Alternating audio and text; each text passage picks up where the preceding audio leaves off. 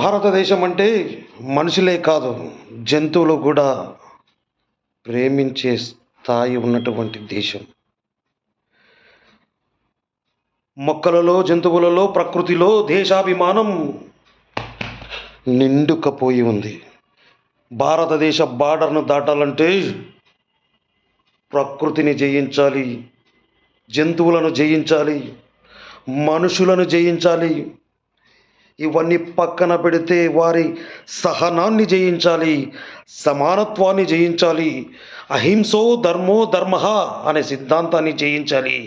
అలా వచ్చిన వాడికే భారతదేశం ప్రేమిస్తుంది. మనుషులే కాదు ఇక్కడ ప్రేమించేది, ఇక్కడ పుట్టిన ప్రతి జంతువు శత్రువుని కూడా ప్రేమించే గుణమున్నటువంటి దేశం ఈ భారతదేశం.